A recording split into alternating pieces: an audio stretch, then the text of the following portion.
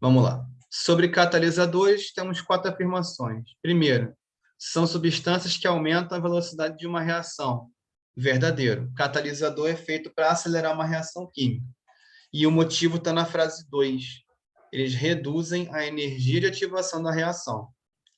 Esse é o principal, esse é o motivo, o mote do catalisador. Pegar a energia de ativação, que é a barreira entre o patamar energético dos reagentes e o patamar de energia para a reação de fato começar a ocorrer.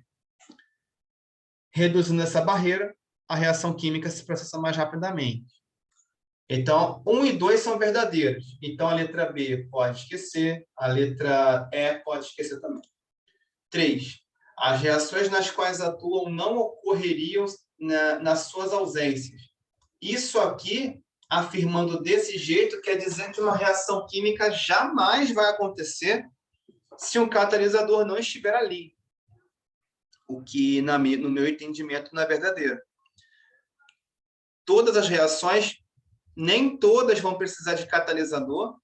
Algumas, sim, sem catalisador são inviáveis. Mas, como eu disse antes, né, na química inorgânica, por exemplo, tem várias reações químicas que não dependem disso. Não dependem de catalisador. Então, a terceira não é aplicável. A terceira será falsa. E na quarta, enzimas são catalisadores biológicos, com certeza. Então, tem que ser, com a resposta correta, 1, 2 e 4. Bom, na primeira questão, estamos falando o seguinte: o que é incorreto afirmar sobre os fatores que influenciam a velocidade? Letra A. Quanto maior a concentração dos reagentes, maior a velocidade da reação. Isso é correto. Atenção que a gente quer marcar o errado. B. Quanto maior a superfície de contato ou quanto maior a exposição do reagente, maior a velocidade da reação. Isso é correto. Vamos para o próximo. Quanto maior a pressão, maior a velocidade da reação. Certo também. Você vai diminuir o espaço entre as moléculas, então, correto. Letra D. Quanto maior a temperatura, maior a velocidade da reação. Também é correto. Porque quanto maior a temperatura, maior a energia que as moléculas vão carregar consigo. Vai tornar os impactos mais destrutivos. Então, está correto também. E a letra E é que vai ser a incorreta. Porque um catalisador ele não mantém constante a velocidade da reação. Se isso fosse verdade, não seria necessária a adição de um catalisador. Simplesmente não precisaríamos dele. Então, bem tranquilinha, letra E. Próximo. 2. Segundo há alguma coisa, devem ocorrer colisões efetivas entre os reagentes para a formação dos produtos. Além disso, existe alguma coisa suficiente para romper as ligações químicas dos reagentes e formar bom, esse vai ser provavelmente produto. Aliás, produto não, que é o estado intermediário antes da formação dos produtos. Vamos lá. Essa última lacuna aqui, se está se referindo a estado intermediário só existe complexo ativado. E que terminar em complexo ativado, que já vai liquidar a questão. Aqui vai ser a letra B. Então, aqui nessa lacuna do meio, quando ele fala de algo para romper as ligações químicas, é da energia de ativação. O complexo ativado só existe mediante a energia de ativação ter sido atingida. Ou seja, aqui caberia energia, só energia. Mas quando ele fala energia suficiente para romper a ligação do reagente, vai ser energia de ativação. Perfeito. E a teoria que fundamenta isso é a teoria das colisões. Então, letra B, sem grandes problemas. Para quem pegou essa teoria, de boa. Terceiro, sobre os catalisadores, essa aqui, por sinal, está reciclada, né? Ou não? É outra. Ok, perfeito. Eu pensei que tinha a ver com a anterior que eu fiz agora há pouco. Não, é outra questão. Bom, mais 4 frases sobre catalisadores, agora diferentes. Um catalisador atua aumentando a velocidade de uma reação, mas não altera seu rendimento. Rendimento da reação é a porcentagem que se dá de produto comparado a reagente. Um segredinho, nem todas as reações são 100% formação de produto. Algumas são só 30%, outras são 50%, outras são 90%, mas nem todas são 100%. E eu concordo com a primeira. Embora aqui... Vamos lá. A primeira não me parece incorreta, porque o catalisador só vai aumentar a velocidade que a reação se processa. Alterar rendimento, até onde eu me lembro, não acontece. 2. Em uma reação química, o catalisador não é consumido no caminho da reação. Vamos deixar essa em stand-by, porque o catalisador ele é recuperado ao final da reação, de fato. Mas o catalisador ele pode ser quebrado, sim, na reação. A diferença é que, se ele for quebrado, ele vai ser restituído depois. É como se fosse uma reação por etapas. Na etapa 2, você quebra o catalisador. Na etapa 4, você o recupera. Então, essa 2 aqui me parece ser um pouco suspeita. Vamos para a terceira. Os catalisadores criam uma rota alternativa de transformação de reagentes em produtos. Para isso, uma maior energia de ativação é necessária. A 3 é falsa. Pode ficar sossegado. Por quê? Porque a ideia do catalisador, para criar essa rota alternativa, é verdadeira. O problema é que essa rota tem que ter uma energia de ativação menor. Se ela for maior, ela não é catalisador, ela é chamada de inibidor de reação. Inibidor de reação faz exatamente isso, pega a energia de ativação e joga lá em cima. Praticamente inviabiliza numa reação. Então, não. 4. O catalisador só é capaz de aumentar a velocidade da reação no sentido direto. Bom, sentido direto e sentido inverso tem a ver com a reação ser reversível, ter ida e volta. Esse assunto é um assunto específico do equilíbrio químico. Bom, aqui eu vejo que a primeira verdadeira, a terceira é bem falsa, então não pode ser 2 e 3, não pode ser. Todas também não podem ser, já que a 3 é falsa, bem falsa mesmo. No caso, ou é 1 com 2 ou 1 com 4. Foi o que eu pensei também. Porque o catalisador ele só vai aumentar a velocidade da reação, mas ele vai aumentar nos dois sentidos. Ele serve para todos os reagentes. Eu até estranhei ter isso daqui escrito que sentido direto e inverso é abordado em equilíbrio químico, não em cinética. Então, a 2, que eu tinha abordado antes, ela é, sim, verdadeira. Porque ele não ser consumido indica que ele não vai acabar. Também pode ter essa interpretação. Então, eu já vi até em faculdade que o catalisador ele é destruído e restituído. Ou seja, se ele é destruído e restituído, na prática, em termos de observação visual, ele não é consumido. Por quê? Porque eu consigo recuperar o catalisador, basicamente. Então, 1 e 2 vão ser nossas respostas. Questão 4. A rapidez com que ocorre uma reação química depende de, primeiro, número de colisões efetivas entre os reagentes. Perfeito. Segundo, energia suficiente para promover o rearranjo dos átomos. Me parece interessante. Essa energia suficiente vai ter a ver com a energia de ativação.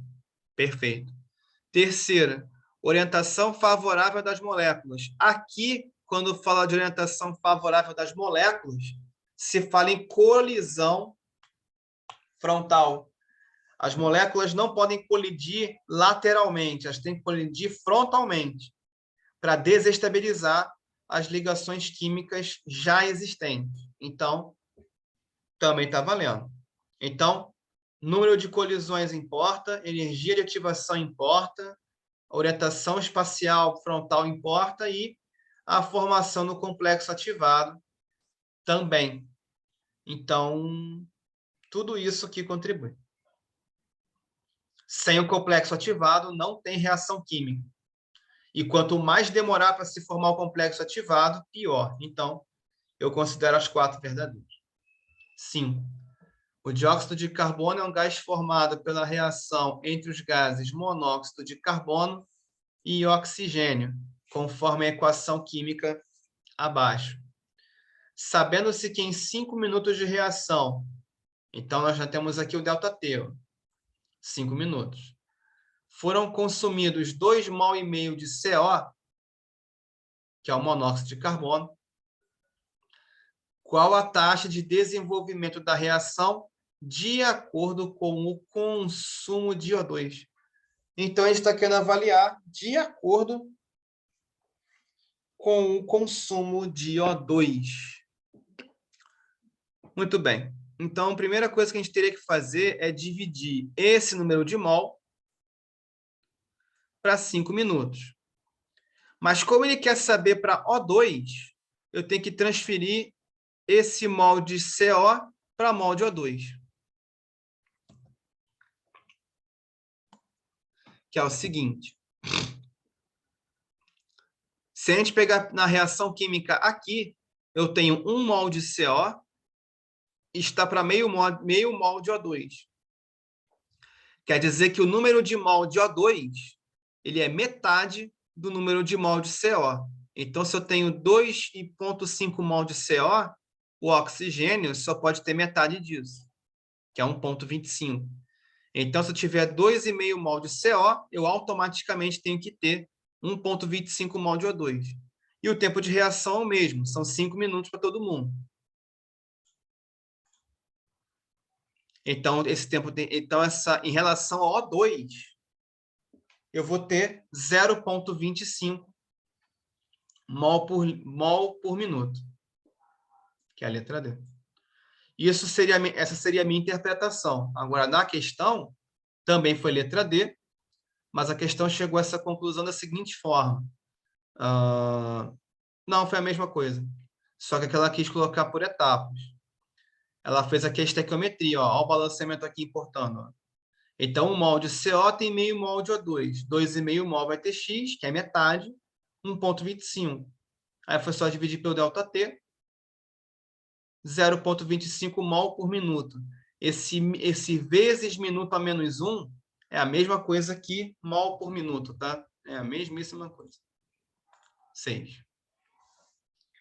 Observe a representação gráfica do desenvolvimento de uma reação hipotética, em que a energia é o caminho reacional.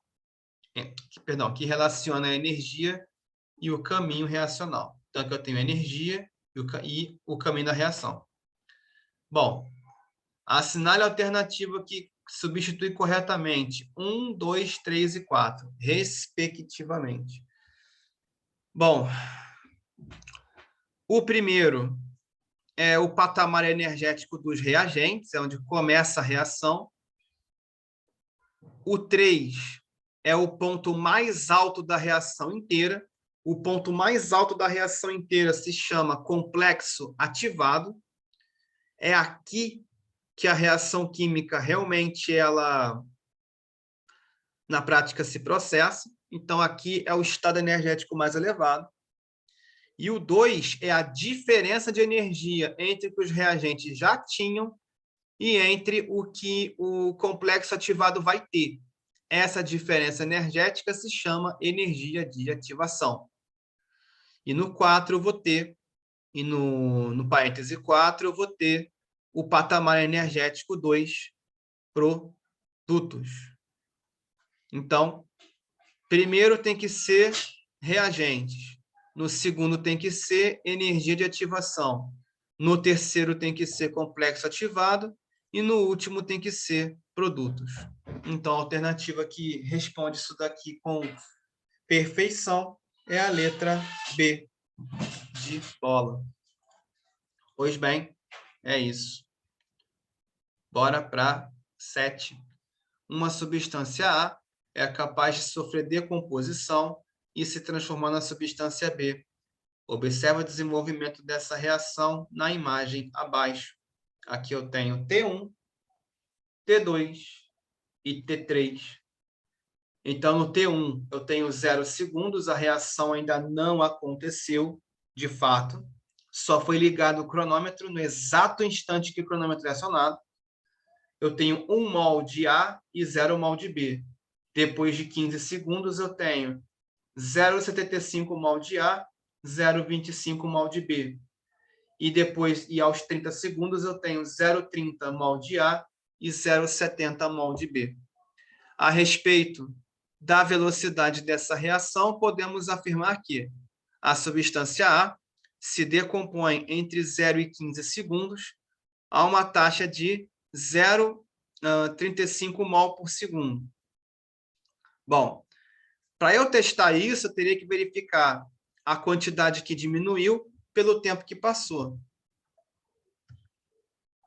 Que seria o seguinte: de T1 para T2, eu tenho 0,75, que é o final, menos 1, que é o inicial, e eu teria que dividir isso por 15 segundos. Tá tudo por segundo, né? Então, isso aqui, tirando a parte negativa, é 0,016. E ali está dizendo 0,35. Então, a primeira vai ser falsa. Aqui, para testar, só com conta. B. A substância A se decompõe entre 15 e 30 segundos a uma taxa de 0,02. Bom, então vamos lá de novo. Aqui nós temos, no caso aqui, aqui nós temos quantidade final 0,30 ou 0,3, no final, menos 0,75, então houve uma perda de 0,45, e eu vou dividir pela diferença de tempo, que é 30 menos 15, 15 segundos. Então, aqui a resposta vai ser uma taxa de decomposição. Decomposição já é o sinal de menos. Então, essa taxa seria de 0,03. Só que na resposta aqui diz 0,02. Então, está errado. C. A substância A se decompõe entre 0 e 15 segundos a uma taxa de 0,04. Não. Eu tinha feito a conta para o A já. No A dá 0,016. Eu quis verificar isso aqui e a conta deu 0,016. Então, não. Também não dá isso aqui. E na letra D, a substância A se decompõe entre 15 e 30 segundos. É exatamente essa aqui.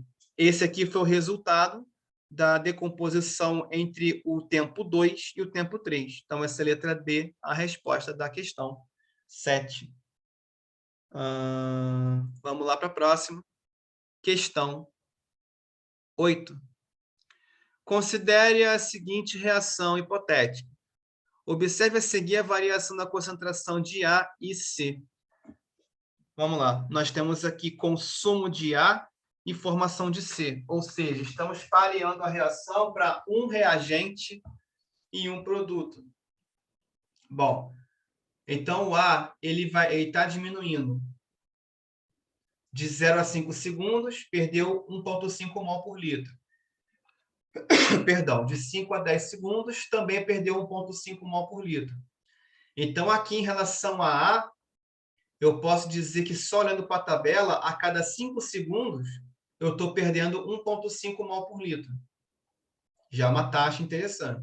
Na formação de C, a cada 5 segundos, ele passa de 0 para meio, de meio para 1, de 1 para 1,5. Então, a cada 5 segundos, estão se formando 0,5 mol por litro de C. E aqui, com base nas informações fornecidas na questão, qual é, respectivamente, a taxa de consumo de A e a taxa de formação de C no intervalo entre 5 e 25 minutos. Bom, daria para fazer por lógica, mas dá para fazer também usando todo o tempo. Porque entre 5 e 25 minutos são 20 minutos. Aliás, aqui está tempo minutos. Bom, ou é erro de digitação, ou tem que converter, né? Foi o que eu pensei, não vi nenhuma conversão temporal. Acho que foi o de digitação ali devia estar segundos mesmo. Raramente isso daqui vem longe do tempo da tabela. Bom, erro de escrita à parte, eu faria dessa forma. Entre 5 e 25 tem delta T de 20 segundos. No caso de a gente tem uma perda de... a cada 5 minutos são perdidos 1,5. Não precisa fazer isso, não. Estou viajando. Vamos lá, vamos de novo. Entre 5 e 25, então o A saiu de 6 para 1. Então, eu tenho 1 menos 6, que dá menos 5. E eu vou dividir pelo ΔT. Menos 5 divididos por 20 vai dar menos 0,25 mol por litro segundo. Isso no caso de A. Já vai se denunciar que é a letra C, né? Mas vamos lá. Menos 0,25 mol por litro segundo. Beleza. E para o C, para a formação de C, eu tenho 2 menos meio. Não, entre 5 e 25 é 2,5 menos 2, que dá meio. E eu vou dividir isso por... entre 5 e 25 são 20 minutos.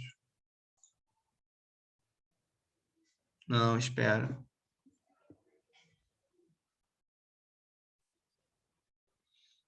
O resultado não bateu com a letra C.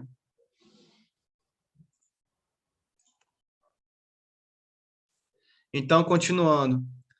Entre 5 e 25 minutos, eu tenho 2 mol, que eu vou dividir por 20 minutos, por 20 segundos, no caso. 0,1. Perfeito. Então, aqui no número 8, eu tenho a letra C como resposta oficial. Então, essa parte aqui vai indicar novamente a parte que altera a velocidade das reações químicas. Então, para a gente começar, falando um pouco mais disso,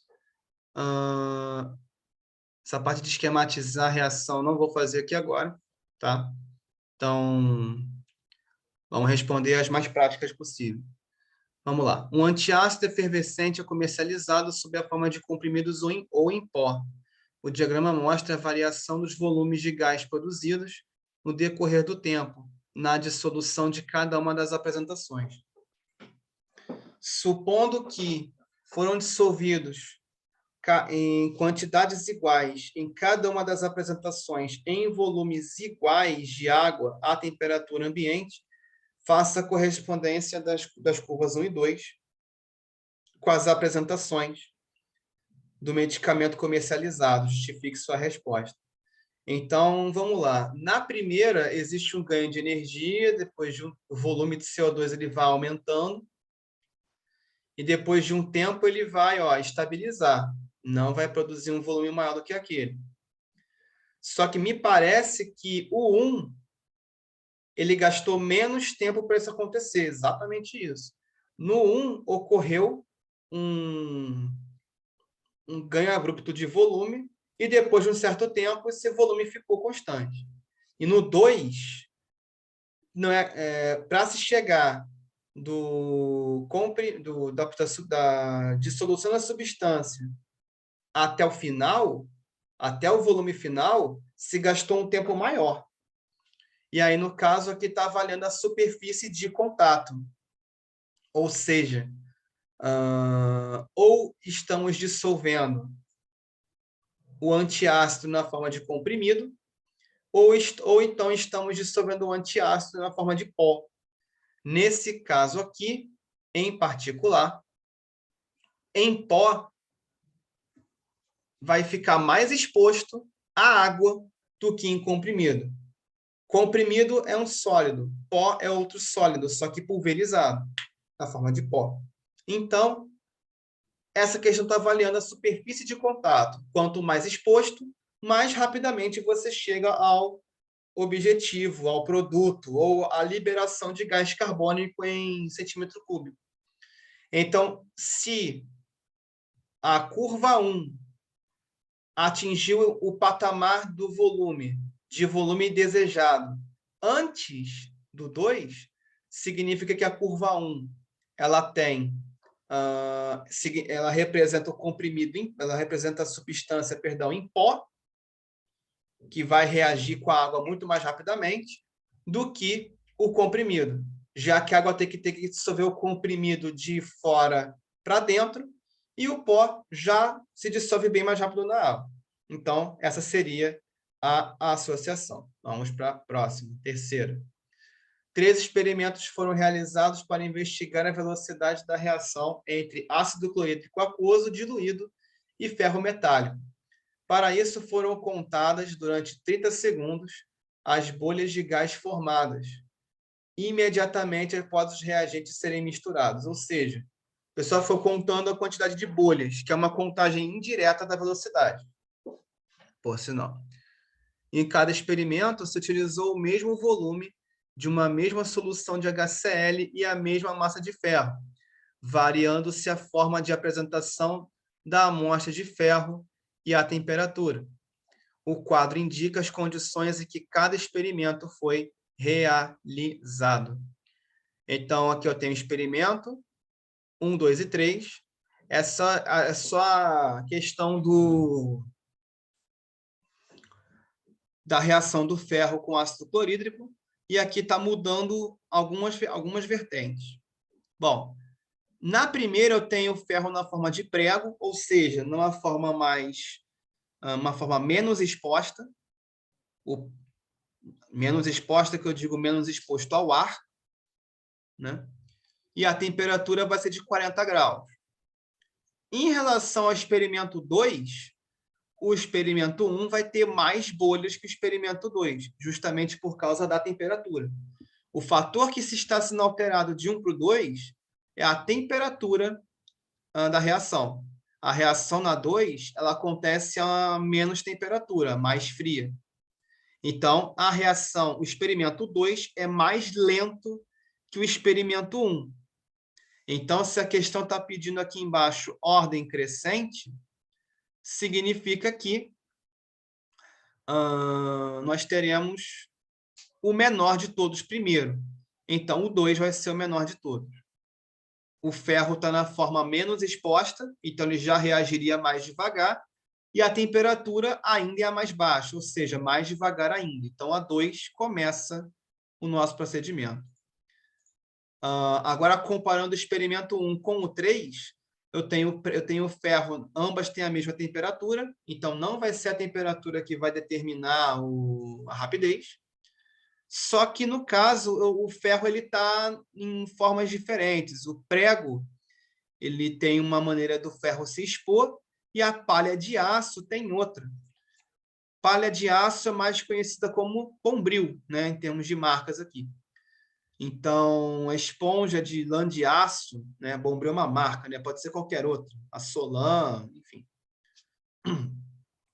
O ponto é, palha de aço, ela está mais exposta ao ar e ao ácido clorídrico do que o ferro, até porque a palha de aço é mais porosa. O prego, apesar de ser menor, o prego não é tão poroso quanto é uma palha de aço. A palha de aço ela tem até espaço para a água poder passar por ela. Se a água vaza pela palha de aço, o ácido também. Então, o ácido está muito mais em contato com a palha de aço que com o prego, mais diretamente falando. Quer dizer, então, que a palha de aço vai reagir mais rapidamente com o ácido do que o prego. Então, o prego, o número de bolhas que vão ser recolhidas com o prego, no mesmo intervalo de tempo, é menor. Então, vai ser 2, depois 1, depois 3. Letra A. Próximo.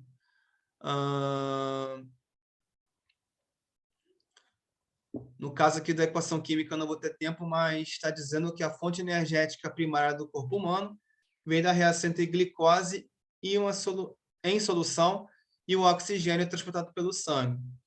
E aí são gerados gás carbônico e água líquida como produtos. da temperatura normal do corpo humano, a interrupção do fornecimento energético para os órgãos não pode passar de 5 minutos. Em algumas cirurgias, para evitar lesões irreversíveis, o paciente tem sua temperatura corporal diminuída para 25 graus e só então a circulação sanguínea interrompida. Bom, vamos lá. Letra A, não vai dar tempo. Letra B, explique por que o abaixamento da temperatura do corpo do paciente impede a ocorrência de lesões durante a interrupção da circulação. É pela seguinte, porque no caso, quanto mais temperatura o corpo tiver, mais rápidas são as reações químicas que nele vão estar. Então, o que está se tentando fazer ao reduzir para 25 graus Celsius aqui é reduzir a velocidade de consumo de glicose.